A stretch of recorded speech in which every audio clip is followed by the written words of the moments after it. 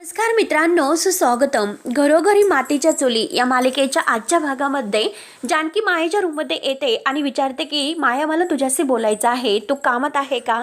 तेव्हा मात्र आता माया म्हणते की नाही, या ना जानकी ताई. तेव्हा जानकी आत येते आणि विचारते, सारंग भाऊजींना मात्र डिव्होर्स पेपर अगदी ऐश्वर्याला देण्यासाठी तूच सांगितलं होतं का? त्यावरती तर माया थोडी कावरीबावरी होते. आता लगेच जानकी म्हणते की माया, तू हे सर्व लपवशील असं वाटलं नव्हतं. तेव्हा आता माया म्हणते की जानकी ताई, अहो काय बोलतात हे तुम्ही? मी का लपू? कशासाठी लपू? तेव्हा आता जानकी म्हणते की हे तुमच्या दोघांमध्ये काहीतरी सुरू आहे. हे बघ माया, सारंग भाऊजींचं काय घेऊन बसले? मी घरातील प्रत्येकाला ओळखते, प्रत्येकावर माझी बारीक नजर असते, कारण डिव्होर्स सारखा इतका मोठा निर्णय कधीही ते एकटे नाही घेऊ शकत. आणि हे जे काही केलेलं आहे ते सगळं तू त्यांच्या डोक्यामध्ये पेरलेलं आहे. तेव्हा माया म्हणते की पण हे त्यांना सांगण्या अगोदर तुम्ही इतक्या ठाम कशा? त्यावरती जानकी म्हणते की कारण सगळ्यांना सांगण्या अगोदर मात्र सारंग भाऊजींनी मला सर्व सांगितले होते. आता सारंगने जानकीला जेव्हा सांगितलेले आहे तर तेव्हा आता मात्र जानकीला ते सर्व आठवते आणि त्याबद्दल ती मायाला सांगते. कारण सारंग जेव्हा घरी आले होते तेव्हा जानकीने त्यांना विचारलं होतं की मला तुमच्याशी बोलायचं आहे म्हणून. आणि जानकीने तेव्हा विचारलं होतं की सारंग भाऊजी तुम्ही कुठे गेला होता? तर सारंगने सांगितलं होते की ऐश्वर्याच्या घरी मी गेलो होतो. जानकी म्हणते की डिव्होर्स पेपर घेऊन. त्यावर तर सारंगला धक्का बसतो. सारंग लगेच विचारतो की तुला कसं कळलं वहिनी? आता मात्र जानकी सांगते, मला कावेरी काकूंचा फोन आलेला होता आणि कावेरी काकूंनी मला सगळं काही सांगितलं. आणि काय तुम्ही ऐश्वर्याला डिव्होर्स पेपर देऊन आलात का? तुम्ही प्रत्येक गोष्ट मात्र दादा वहिनीला विचारून करत असतात आणि आज तुम्ही प्रत्यक्षात हा निर्णय का घेतला? आणि तेव्हा आता जानकीने सारंगला विचारलेलं आहे की तुम्ही का डिव्होर्स पेपरचा निर्णय घेतला? मायाने सांगितलं म्हणून. आणि सगळं मायाने का केलं? तेव्हा आता सारंग म्हणतो की कारण माझं मायावर प्रेम आहे आणि मायाने मला हे सांगितले होते की जर माझ्याशी लग्न करायचे असेल तर ऐश्वर्याशी जे असणारं नातं आहे ते नातं मात्र अगोदर तोडावं लागेल, म्हणजे डिव्होर्स पेपर तिला द्यावे लागतील. आणि डिव्होर्स झाल्यानंतर मात्र आता मी तुमच्याशी लग्न करायला तयार आहे. आणि आता हे सगळं काही सारंग मात्र आता जानकीला सांगत असतो. आणि आता जानकी म्हणते की हे बघा सारंग भाऊजी, आता तुमचं मायावर प्रेम आहे ना, आणि मायाने तुम्हाला लग्नासाठी होकार दिलेला आहे. मग आता मला एक सांगा, पण घरामध्ये मात्र तुम्हाला ऐश्वर्याला डिव्होर्स पेपर द्यायचा आहे, सगळ्यांसमोर सांगावे लागेल. परंतु मायावर तुमचं प्रेम आहे आणि माया तुमच्याशी लग्नाला तयार झाली, म्हणजे मायाबद्दल घरात आत्तापर्यंत कुणाला काही सांगायचं नाही. जेव्हा मी तुम्हाला सांगेल त्याच वेळेस मात्र आपण मायाबद्दल घरात सगळ्यांना सांगायचं आहे. हे मात्र आता जानकीनेच आता सारंगला सांगण्यासाठी सांगितलेलं आहे की फक्त डिव्होर्स पेपरचं सांगायचं, परंतु मायाबद्दल काहीही सांगायचं नाही. आता हे सर्व काही अगदी सारंगला सांगितल्यानंतर जानकी आता हे सगळं मायाला सांगत असते की मी सारंग भाऊजीला हे करण्यासाठी सांगितलेले होते. आणि सारंग भाऊजींनी सुद्धा माया तुझ्याबद्दल आणि त्यांच्याबद्दल कधीही सांगितले नाही. माया लगेच विचारते की जानकी ताई, तुम्ही असं का केलंच बरं? ते माझ्यासोबत लग्न करणार आहे, तुम्ही घरच्यांना का सांगून दिलं नाही बरं त्यांना? तेव्हा आता जानकी सुद्धा मायाशी अगदी तिच्यासारखंच वागते आणि म्हणते की कारण हे बघ माया, इतकी आनंदाची बातमी आहे ना, तरी सगळ्यात अगोदर मला तुला द्यायची होती. तेव्हा आता माया खुश होते आणि विचारते की हो का, म्हणजे जानकी ताई तुम्ही आमच्यासाठी खुश आहात तर? आता मायाचा सुद्धा अगदी किती जानकीला फसवायचा प्लॅन असतो आणि जानकी सुद्धा अगदी शेरा सवाशर बनून तिच्याशी त्याच पद्धतीत वागते. जानकीला मात्र आता माया आणि सारंग या दोघांचं लग्न होणार आहे हे मात्र काही आवडत नाही. परंतु जानकी नाटक करत म्हणते की हो माया, अगं अर्थात मला तुमचं लग्न मान्य आहे आणि मी का खुश नसेल, मी तर खूपच खुश आहे. बघ ना माया, अगं सारंग भाऊजींच्या संसारात अगोदरच्या त्यांना कधीही प्रेम नाही मिळाले, ना प्रेम मिळालं आणि ना मान सन्मान मिळाला. पण आता मात्र त्यांना जे हवं आहे ते सगळं काही नवीन नात्यात मिळू शकतं. आणि तुला माहिती आहे का, ते वरून वरून दाखवतात ते खूप आनंदी आहे, पण तसं काही नाही. आतमध्ये मात्र त्यांच्या मनामध्ये काय चालतं, आतमध्ये ते किती दुःखी आहेत, फक्त मलाच माहिती आहे, बाकी कोणाला नाही. त्यावरती आता माया म्हणते की हो ताई, मी सुद्धा त्यांना हेच म्हणाले. आता जानकी म्हणते की हो का, असं आहे का तर? आणि आता मायाचा हात धरत म्हणते, म्हणजे सारंग भाऊजींच्या मनातील कोणीतरी ओळखणार आहे तर. तेव्हा आता माया लाजण्याचं नाटक करते. जानकी म्हणते की बघ अगं माया, किती लाजते तू. आणि बघ ना माया, मी तुला खरं सांगू का, रणदिव्यांची धाकटी सून म्हणून तू या घरात जर आली तर खरंच मला आवडेल. त्यावरती आता माया म्हणते की हो, मला सुद्धा तुम्हाला वहिनी म्हणायला आवडेल. आता माया सुद्धा जानकीशी खोटं बोलत आहे आणि जानकी बरोबर तिच्या मनातील काय आहे ते ओळखून घेण्याचा प्रयत्न करत तिच्याशी सुद्धा त्याच भाषेत बोलते. आता माया म्हणते की आता ह्या वेळेस मात्र लता काकू असायला हव्या होत्या, खरंच मी त्यांना खूप मिस करते. आणि तेव्हा तर जानकीला आता म्हणजे आईची आठवण येते आणि म्हणते की हो ना, मी सुद्धा खरंच आईला खूप मिस करते. माया तू काळजी करू नकोस, माझ्याही जेथे कुठे असेल ना, मी तिला जानकीला नक्की शोधून काढेल. मुद्दाम जानकी म्हणते की पण त्या अगोदर मात्र मला मकरंदला शोधायचं आहे आणि मकरंद मात्र माझ्या हाती लागण्या अगोदर सगळ्यात महत्वाची माहिती आहे म्हणजे त्याच्यापर्यंत पोहोचण्याची स्थिती माझ्या हातात लागलेली आहे. आता हे ऐकल्यानंतर मायाला शॉकच बसतो, मायाला धक्का बसतो. माया विचार करते की नक्कीच्या हाती असं काय लागलं असेल. तेव्हा मायाची ते हावभाव बघून जानकी लगेच आता वळून तिच्याकडे बघते. आता माया म्हणते की काय बोलतात आणि परत थोडी शांत होऊन विचारते की म्हणजे नक्की कोणती गोष्ट आपल्या हाती लागलेली आहे बरं. त्यावरती आता लगेच जानकी म्हणते की कळेलच, म्हणजे जे काही हाती लागलं ना तर ते पोलिसांच्या हाती लागलेले आहे आणि पोलीस स्टेशनला गेल्यानंतर ते आपल्याला सगळ्यांनाच कळेल. हे बघ तू आता मात्र इतकं टेन्शन घेऊ नको माया, हे बघ तुझं आणि सारंग भाऊजींचं नातं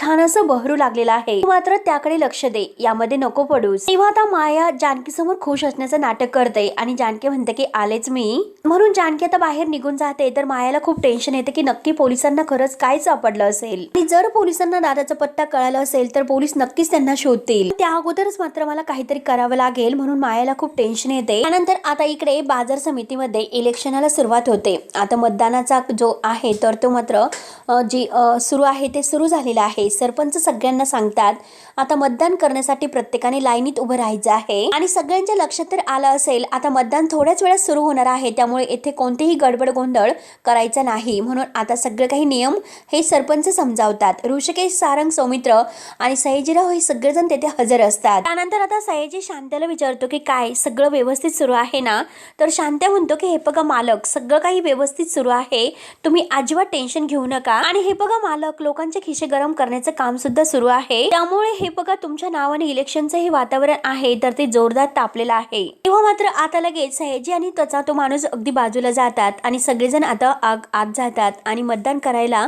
लाईनीत उभे राहतात. त्यानंतर आता इकडे माया लगेच घाईने निघते. आता तिला मकरंद पर्यंत म्हणजे नक्की काय लागलेलं आहे पोलिसांच्या हाती याचा शोध घ्यायचा असतो आणि जानकीने मात्र मुद्दाम मायाला आता हुलकावून दिलेला आहे. माया तर खूप टेन्शन मध्ये आहे पण जानकी तिचा पाठलाग करत तिच्या मागे येत आहे. तेव्हा आता जानकी मायाला थोडंसं सुद्धा सुगावा लागून देत नाही आणि शेवटी आता मायाच्या मागे येत असते. त्यानंतर मात्र आता बाजार समितीच्या कार्यालयासमोर मात्र आता सारंग आणि सौमित्र समोर जे काही बघत आहे म्हणजे सयाजीची माणसं मात्र आता पैसे देऊन जे काही मत घेण्याचा प्रयत्न करत आहे आणि त्यांचे जे काही काळा बाजार सुरू आहे सारंगच्या लक्षात येतो आणि तो सौमित्राला सांगतो आणि आता सौमित्र म्हणतो की चल आपण यांना चांगला धडा शिकूयात. त्यानंतर मात्र आता सयाजीचे जे माणसं आहेत तर ते म्हणतात हे बघा पैसे घ्या आणि फक्त सयाजीराव विखे पाटील यांनाच मतदान करायचं आहे. सौमित्र लगेच पुढे येतो आणि येथे सर्व काय चाललेलं आहे असं म्हटल्यानंतर ती माणसं लगेच तेथून पळून जायला निघतात. सौमित्र लगेच आता एक जणाला पकडतो आणि लगेच त्या दुसऱ्या माणसांच्या मागे धावतो. सारंग मात्र आता ह्या दोघांनाही पकडतो आणि म्हणतो की काय कुठे निघाला होता आणि मतासाठी पैसे घेतात की काय म्हणून त्या दोघांना पकडून ठेवतो आणि सौमित्र मात्र आता ह्या जे पैसे देत आहे तर त्यांच्या मागे त्यांना पकडत असतो. शेवटी मात्र त्या दोघांनाही पकडतो. त्या दोघांच्या सनसन कानामागे देऊन आता सारंग ओरडतो की शब्बास आण त्यांना इकडे घेऊन ये. म्हणून सौमित्र आणि सारंग त्या दोघांना पकडून मात्र पुढे घेऊन येतात. त्यानंतर आता इकडे ऐश्वर्या मात्र आता रिक्षात बसून तिला सुद्धा कुठेतरी जायचं असतं म्हणजे जानकीला भेटायला ती निघालेली आहे आणि ती रिक्षामध्ये बसून येते तर जानकी मायाचा पाठलाग करत इकडून येत असते. माया तर खूप टेन्शनमध्ये आता पुढे पुढे चालत असते आणि जानकी तिच्या मागे. त्यानंतर मात्र आता इकडे बाजार समितीमध्ये पूर्णपणे गोंधळ उडालेला आहे. सौमित्र आणि सारंग मात्र यांना पकडून सगळ्यांच्या समोर घेऊन येतात. आता सरपंच धावतच येतात आणि सगळ्यांचा जो काही ओरड सुरू आहे आणि विचारतात की काय काय गोंधळ सुरू आहे हा सगळा. तेव्हा लगेच आता सौमित्र म्हणतो की हे बघा सरपंच साहेब इलेक्शन सुरू असताना मात्र पैसे वाटणं हे कायद्याने गुन्हा आहे आणि हा सयाजीरावांचा माणूस हा सयाजीरावांना लोकांनी मत द्यावी यासाठी पैसे वाटत होता. आता सारंग म्हणतो की साहेब हे बघा ते पैसे आणि ते पैसे सारंग दाखवतो आणि आता तो त्यांना वाटत होता जे पैसे घेत आहेत त्यांना सुद्धा ते पकडून घेऊन आलेले आहेत. त्यानंतर मात्र आता सयाजी तर लगेच कावरा बावरा होतो. आता सरपंच आहे तर ते रागाने सयाजीरावांकडे पाहत असतात आणि रागाने सरपंच सयाजीरावांना विचारतात की सयाजीराव हा सर्व काय प्रकार आहे. तेव्हा आता सयाजीराव म्हणतात की साहेब हे बघा हे खोटं बोलतोय, हे बघा हे कोण बावळा आहे मी त्याला नाही ओळखत, नक्की तो कोण आहे ते आणि याच्याशी मात्र माझा काडीचा सुद्धा संबंध नाही. तेव्हा लगेच आता सारंग, सौमित्र आणि ऋषिकेश सयाजीरावांकडे पाहत असतात. ऋषिकेश लगेच म्हणतो की ओ सयाजीराव आज करा तुमचं हे खोटं बोलणं, हा माणूस आहे ना तर तो तुमच्या नावाने बाहेर पैसे वाटतोय येतोय आणि तुम्ही म्हणतात की त्याला ओळखत नाही म्हणून. तेव्हा आता सयाजी लगेच आता ऋषिकेशवर धावून येतो आणि म्हणतो की सयाजीरावांनी मात्र लोकांसाठी इतकं चांगलं काम केलेलं आहे, म्हणून त्यातीलच एखादा माणूस माझ्या नावाने पैसे वाटत असेल, सयाजीरावांना निवडून द्यावा यासाठी तो माझ्यासाठी काहीतरी करत असेल हे लक्षात घे. सयाजीराव म्हणतो की हे बघा काय काय रे नाण्या, कशावरून हा माणूस तुमचा नसेल म्हणून आणि माझ्या विरुद्ध मुद्दाम हे सर्व करत असाल म्हणून. तेव्हा आता सारंग म्हणतो की हे बघा सयाजीराव, तुम्ही खोटं बोलू नका. हा जो काही माणूस आहे तर तो तुमच्या नावाने पैसे वाटत होता हे आम्ही आमच्या कानाने ऐकलं आणि डोळ्यांनी पाहिलं. आणि आता सारंग सरपंचाच्या समोर येतो आणि यांचाच माणूस पैसे वाटत होता आणि त्यांनी नियम मोडलेला आहे असे सांगतो. तेव्हा आता सयाजी रागाने सारंगला म्हणतो की हे बघ, आता नियमांच्या गोष्टी आहेत तर तू सांगू नकोस, समजलं ना तुला आता हे सर्व, आणि तू काय केलं ते सांगू का. आणि लगेच सरपंचांना म्हणतो की हे बघा सरपंच साहेब, आता हे नानाचं दिवटं आहे ना, तर ते काल आमच्या घरी डिव्होर्स पेपरच्या सह्या घेण्यासाठी पेपर्स घेऊन आला होता. त्यानंतर आता इकडे ऐश्वर्या मात्र ही रिक्षातून येत असते आणि तेवढ्यात तिला समोरून माया जाताना दिसते. माया आता नक्की कुठेतरी जात आहे हे मात्र ऐश्वर्याने ओळखलेलं आहे, म्हणून ती लगेच आता रिक्षाच्या खाली उतरते, रिक्षावाल्यांचे पैसे देते आणि मायाचा पाठलाग करत ती सुद्धा आता मायाच्या मागेच येत असते. त्यानंतर आता इकडे सयाजी मात्र आता मुद्दाम सारंगवर आरोप करतो, कारण हा आमच्या घरी आम्हाला धमकवायला आला होता, निवडणुकीतून माघार घ्या नाहीतर मी तुमच्या पोरीला सोडून देईल असे तो आम्हाला धमकावत होता. आणि हे असले प्रताप यांचे आहे आणि वर आमच्यावरच आरोप करतात. तेव्हा आता ऋषिकेशला खूप राग येतो. ऋषिकेश म्हणतो की सयाजीराव, आता नानाने सुद्धा खूप राग येतो. नाना म्हणतात की सयाजी हे बघ, भावनिक मुद्दे मांडून मात्र अगदी सगळ्यांना घोळात घेण्याचा प्रयत्न करू नकोस. सरपंचांना नियमाप्रमाणे आता सयाजीवर कारवाई करायला सांगतात.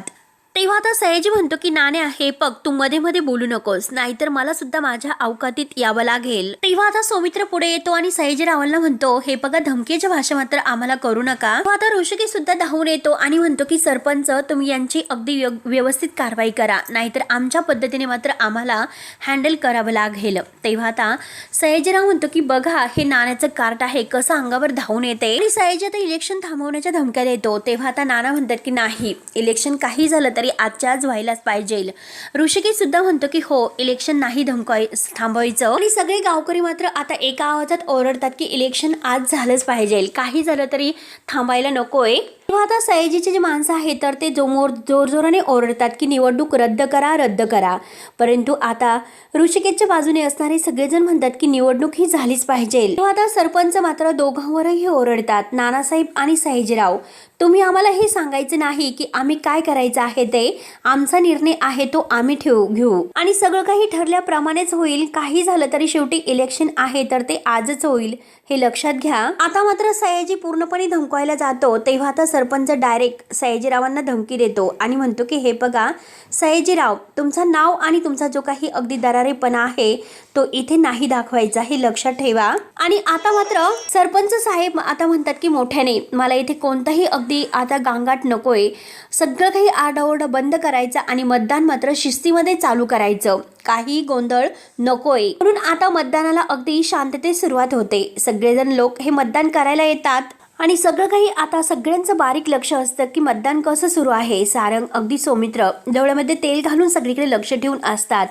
त्यानंतर आता इकडे जानकी मात्र ह्या मायाचा पाठलाग करत येत आहे आणि तेवढ्यात आता ही ऐश्वर्या सुद्धा मायाचा पाठलाग करतच येत असते. आता मात्र ह्या म्हणजे ऐश्वर्या आणि जानकी ह्या मायाचा पाठलाग करत आहे की नक्की माया जाते कुठे, नक्की काय करते, हे सगळं काही आता जानकी सुद्धा अगदी बघत असते. एकमेकींच्या मागे मात्र आता अगदी त्या येत असतात, नक्की माया कुठे जात आहे. त्यानंतर आता इकडे सगळं काही मतदान आहे तर ते व्यवस्थितरित्या पार पडतात. आता सरपंच साहेब सगळ्यांना समजवतात की हे बघा, मतदान व्यवस्थित पार पाडले. आता मात्र जो काही बाजार समितीच्या ह्या मतदानाचा निकाल असेल तर उद्या जाहीर केला जाईल आणि मतमोजणी सुद्धा अगदी होईल, ते पण व्यवस्थित. त्यामुळे आता सगळ्यांनी घरी जायचं आहे, येथे कोणीही अगदी थांबायचं नाही हे लक्षात घ्या. तेव्हा आता सयाजी लगेच नानांच्या समोर येतो आणि म्हणतो की हे बघा नाण्या, अरे तुझ्या पोराला कितीही वाटत असलं तरी सुद्धा तो मला हरवण्याचा प्रयत्न नाही करू शकत. त्याला असं वाटत असेल की तो मला हरवशील, परंतु उद्या मात्र काय होणार आहे हे मात्र नक्की निकाल अगदी कळेलच आणि त्या निकालावर अगदी कळेल की नक्की कोण हरलं आणि कोण जिंकलं. आणि एक गोष्ट लक्षात ठेवायची की काही झाले तरी मी तुमच्या तोंडावर काळं फासणार म्हणजे फासणारच. तेव्हा आता ऋषिकेश, नाना हे सगळेजण हसतात. ऋषिकेश उत्तर देतो की सयाजीराव हे बघा, तुम्ही मात्र आमचं तोंड जिंकल्यानंतर काळं करताल, परंतु मी जर जिंकलो तर तुमचं तोंड मात्र मी गोड करेल, हे लक्षात घ्या. आणि ऋषिकेश आता सयाजीरावांकडे बघत सारंगला म्हणतो की हे बघ, आता मात्र तू मिठाई आहे ती तयारच ठेव, कारण आता लवकरच निकाल कळणार आहे. तर तेव्हा आता सयाजी आणि सयाजीचे गुंड आहे तर तिथून अगदी खाली मान घालून निघून जातात. सयाजीला खूप तोरा आलेला आहे आणि ऋषिकेश बरोबर त्याचे अगदी कान कापून त्याला उत्तर देतो. त्यानंतर आता ऋषिकेश सारंगला समजावतो की हे बघ, आता हा सयाजीराव आहे तो नक्की काहीतरी अगदी कुरापती करेलच, त्यामुळे मात्र आपल्याला अगदी बारीक डोळ्यामध्ये तेल घालून येथे लक्ष ठेवावं लागेल. आता जे मतदान केलेलं आहे तर ते सुद्धा ते लंपास करू शकतात आणि काहीतरी घोळ नक्की घालू शकतात. नाना सुद्धा म्हणतात की हो सारंग, त्यासाठी मात्र आपल्याला बारीक लक्ष ठेवावंच लागेल, म्हणून सारंग आणि सौमित्रावर यांची जबाबदारी दिली जाते. तर सारंग आणि सौमित्र हो असं म्हणतात. त्यानंतर आता इकडे माया जेथे आलेली आहे तर तिचा पाठलाग करत जानकी तेथे येते. तेव्हा मात्र आता जानकी ही अगदी माया कुठे गेली म्हणून अगदी त्या खोलीमध्ये येते, बंद खोलीमध्ये. आणि आता ती खोली उघडून मात्र जानकी जेव्हा आत येते तर ऐश्वर्या सुद्धा आता तेथेच मात्र आलेली आहे. दोघींचा मात्र आमने सामना होतो. आता जानकीला थोडासा संशय येतो की ऐश्वर्या इथे काय करत असेल. दोघी आता एकमेकींकडे पाहत असतात. आता दोघी अगदी एकमेकींकडे बघत मात्र आता जानकी तिच्याकडे पाहते आणि विचारते, आणि तेवढ्यात ऐश्वर्या म्हणते की जानकी तू. तेव्हा आता जानकी म्हणते की हो मीच, आता मी मायाचा पाठलाग करत होते असं म्हणते, आणि मी मध्येच बघितलं तर तेव्हा तू सुद्धा मायाचा पाठलाग करायला लागली. ऐश्वर्या म्हणते की हो जानकी, मी सुद्धा मायाचाच पाठलाग करते. आणि तेव्हा दोघेही त्या रूम मध्ये असतात. ऐश्वर्या म्हणते की आता मी बघितलं तर माया डायरेक्ट आत आली आणि मी सुद्धा तिच्या पाठलाग करत आतमध्येच आली. तेवढ्यात आता माया बाहेर गेलेली असते आणि बाहेरून मात्र आता दरवाजा बंद करते आणि म्हणते की माझा पाठलाग करतात की काय. पण मायेने मात्र आता यांना ओळखलेलं होतं की ह्या दोघी माझा पाठलाग करत आहेत म्हणून, आणि मायाही त्यांना हुशार ठरलेली असते आणि त्या दोघींनाही इथे बंद खोलीमध्ये कोंडून घेते. आणि आता ह्या दोघींना मात्र येथे कोंडून तोपर्यंत मला मकरंद दादाला दुसरीकडे हलवावं लागेल याचा विचार करते. ऐश्वर्या जोरजोराने दरवाजा वाजवते की दरवाजा उघडा, अरे दरवाजा उघडा.